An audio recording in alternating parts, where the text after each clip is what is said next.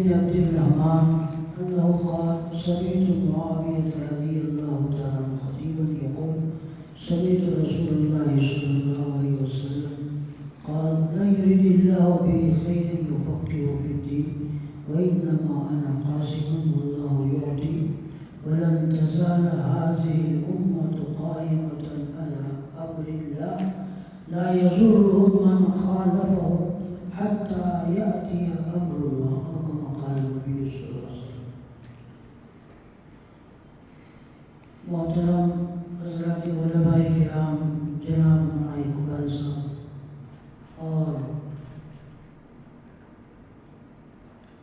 تمام دوسرے احباب،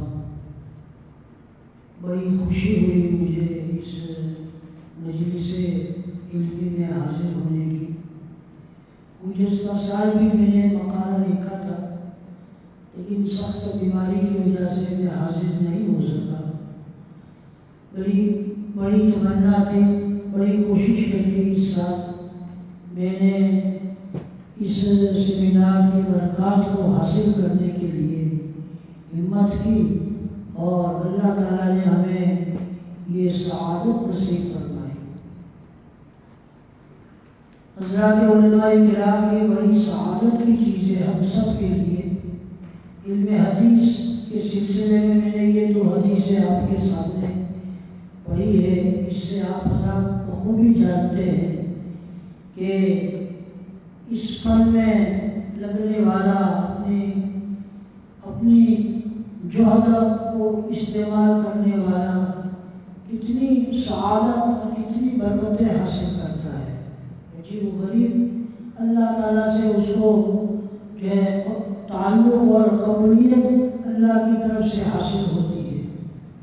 مولانا یوسف صاحب نے جو بات کہی علم والے کہ حضرت مولانا رئیس عبداللہ صاحب رحمۃ اللہ علیہ، ان کی بڑی تمنا تھی، بہت تمنا تھی. ہمارے سامنے کئی مرتبہ جو ہے وہ اس کی شکایت فرماتے تھے کہ گجرات کے علماء تصنیف اور تعلیف اور خاص کر کے یہ درس نظامی کی جو کتاب ہے اس میں مطالعہ اور تصنیف اور تعلیم میں لگے. حضرت کی بلکہ حضرت ہمیشہ جو ہے بہت ہمت دلاتے تھے، تشجیع بہت زیادہ. میرے پاس سب سے پہلے ابن ماجہ شریف آئی پڑھانے کے لیے تو حضرت نے مستقل فرائض دارین بلایا اور اتنا خوش ہو گئے اور کہا کہ یہ کتاب دیکھو، یہ کتاب دیکھو. واقعتاً جو وقتاً فوقتاً حضرت ہمت دلاتے تھے.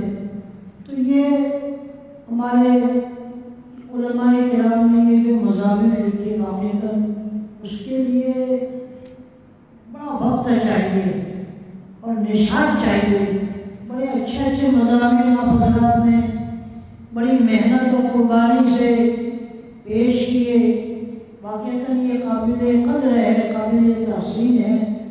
اور مولانا اقبال صاحب جو میرے ساتھیوں میں سے ہے، وہ ان کا جامعہ واقعتاً قابل قدر اور قابل مبارکباد ہے. میں دل سے دعا دیتا ہوں اللہ تعالیٰ ہم سب کی محنتوں کو قبول فرمائے اور یہ محنت ہمیشہ جاری اور ساری رہے.